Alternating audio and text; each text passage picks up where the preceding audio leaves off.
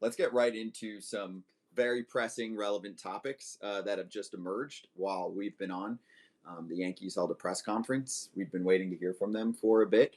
Hal Steinbrenner spoke. Let's roll out a little tweet about the news that we learned. So he said Aaron Boone believes bunting is becoming a bigger part of the game. So the expectation is that it will increase. There's a great tweet from, hold on, I'll bring it up. I think it was Tim Healy, who I follow, who covers the Mets, but he said just incredible stuff today from the Yankees. They were silent for more than a month after the season. And then their grand breaking of silence, this is the biggest takeaway. Because, I mean, I was looking at, play-by-play tweets from what else was said, and there was nothing else said. It was just, last year was this boy, man, we're going to look to make changes and do stuff in the free agent market and trades. So. And bunt. Aaron Judge, bunt. Giancarlo Stanton, bunt. Anthony Rizzo, bunt. Who else do we want to bunt? Volpe can bunt sometimes. Volpe, yeah. The catcher, Wells, bunt. When he comes back, the Martian, should he bunt? Yeah, Jason Dominguez should definitely bunt. It's a big part of the game now. I will say this, though. In defense of the Yankees, one time when I was with the White Sox, Jim Thome was on 499 homers, and we had a meeting in Oakland, and Kenny Williams told him he should bunt. And we all just looked at Jim. We're like, going to bunt? And he's like, no, I went deep. Went deep the next game, walk off. If he would have bunted, he wouldn't have hit it. Why did he tell him that? Because we had just played the Red Sox in 2007, and Erik Kratz had bunted against us because we shifted on him, and he bunted a double. He bunted it down the left field line for a double. So it got in Kenny's head, and Kenny's like, well, you should bunt more. He looked right at Jim and goes, we got guys going for milestone homers that need to bunt. And we all looked at Jim. We're like, Jim's like, ha! And Jim just started laughing. And I think it was the next game, Jim hit his 500 homer for a walk-off against the Angels. All for not listening. Imagine if he listened. He might still be sitting on 499. Might not be in the Hall of Fame. Like 100-something homers late. Didn't he finish with like 600? Yeah, it was 600 something. Yeah. So anyway, Kratz, what do you think about this breaking news that the Yankees discovered, this thing called bunting? I think we're using too much into the vernacular. Like him saying we're going to be bunting doesn't mean you're going to see a bunch of dudes bunting. To me, it means we have to change how we're going to affect the game offensively, because just waiting around for the launch angle dingers is why they just had to wait around for Judge to carry this team. And I think the bunting, yes, they may bunt more, but I mean, more than none is a lot. So they were not starting at like a high number of, oh, we bunted this many times, so now we're going to increase it. I think you're going to see them. You started seeing them at the beginning of the year when their legs were fresh, running a little bit more. That kind of got curtailed a little bit. I think they're looking to, how are we going to maximize the same lineup, which Yankee fans are going to be so pissed that they're going to run the same lineup out there, the lineup that didn't score the runs that the Yankees thought they were going to. And they're probably going to add a starting pitcher to this team.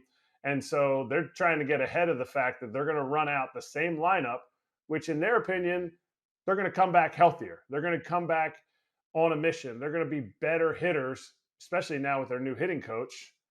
Old J-Ro is going to be in there, and he's going to hopefully implement something that they can actually bring guys up from the minor leagues that can impact the big leagues too. So is it just going to be bunting? No, it's going to be, hey, you know what? We need to be able to manufacture runs when G isn't hitting his 35 home runs, when Judge isn't hitting his 45 home runs. How do we get that done? Well, we have that little soundbite, so let's run it. So one thing that was discussed in August is bunting. I mean, I think Aaron Boone thinks that we're not teaching the young players to bunt enough. What we do in player development is, try to evolve with the game. Bunting is less a part of the game than it was 10 years ago.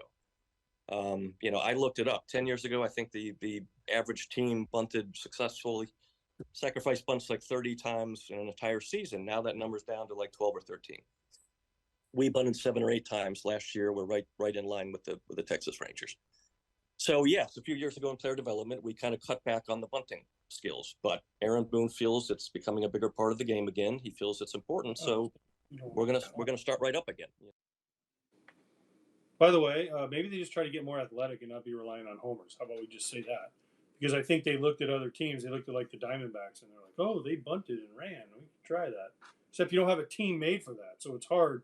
If you have a team that is built on homers and homers and homers, great. But if you don't have guys that can bunt, you're gonna be like, "Hey, Aaron, why don't you start bunting? You hit 62 homers in your last healthy year. Oh, you hit almost, you hit a ton this year, and you were hurt for a while." Like, no, like Stan's not bunting. Some of these guys are. It's not. If you're gonna have a bunting running team, you have to make your team like that, like the Reds, like the Diamondbacks, like teams like that. You just can't be like, "Oh, we're gonna start bunting because other teams have done it." Like, it doesn't work like that. We're gonna start developing guys to bunt. Well, that means you're gonna have to draft more athletic guys and go away from your launch angle, Dylan Lawson whole skit, right? Yeah. I mean, I'm just curious, Kratz, why a press conference was called too. It looked like somebody woke me up out of bed in the middle of the night and said, "Quick, we're doing a press conference and you're talking about something you don't really have much to say about. Ready? Go." And I'd be like, bunting. I had a dream about bunting. That's how I felt when you guys were. That's how I felt when you guys were off. That's what I felt like talking to Sharma. Dude, but it's not mandatory. Like, they didn't have to have a press conference when they didn't have anything to say. I think they did, and I'm reading more between the lines of the whole bunting thing. To me, and I talked to somebody today about it, there's a disconnect from the minor leagues to the big leagues in the sense of what types of hitters they're bringing up. And I'm not saying Boone was taking a shot at the minor leagues. I'm saying they had months of meetings because they were out of it by August. So they were having meetings by, September and October. And out of this, the organization is looking for their core lineup. They're not asking Giancarlo. They're not asking Judge to bunt. They're looking for their core lineup to do what they're supposed to do. And whether that happens or not, that's how this roster's built. They're looking for their 6, 7, 8 hitters, their 7, 8, 9 hitters who are going to cycle through minor leaguers. It's going to be Esteban Florial. It's going to be, Oswaldo. It's going to be guys that are coming up. It could be Austin Wells. Who knows what they're going to do with their catching situation. They need these guys to come up to be able to help the team win.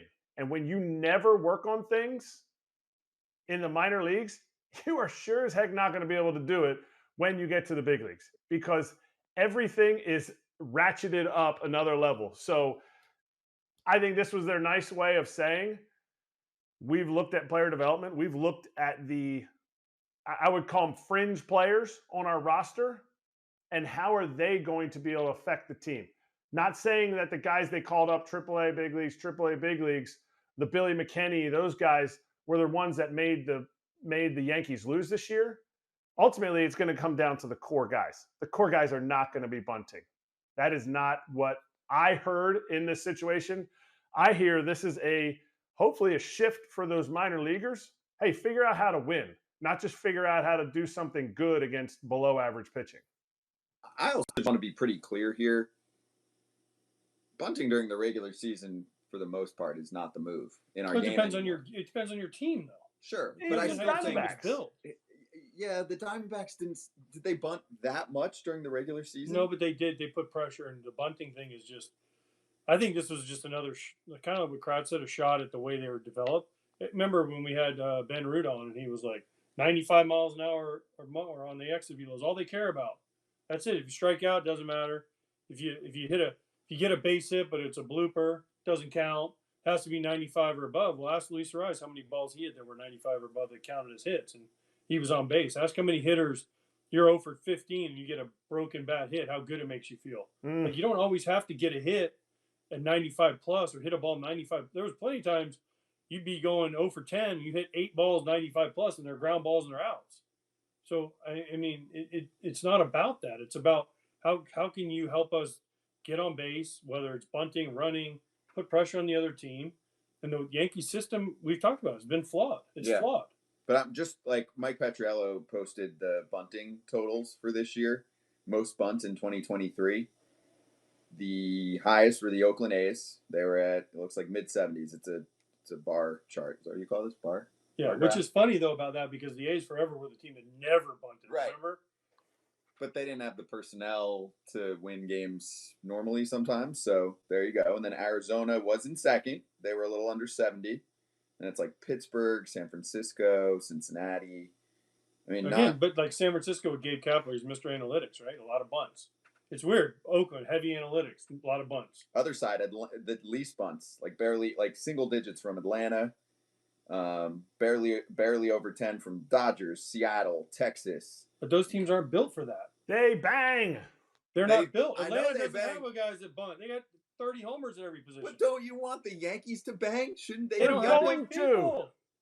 They're gonna bang. Wait, you guys just said two different things. You said they're going to. You said they don't have those people. They have Stanton and Judge. Yep. Okay. And then they have Rizzo. He ain't bunting.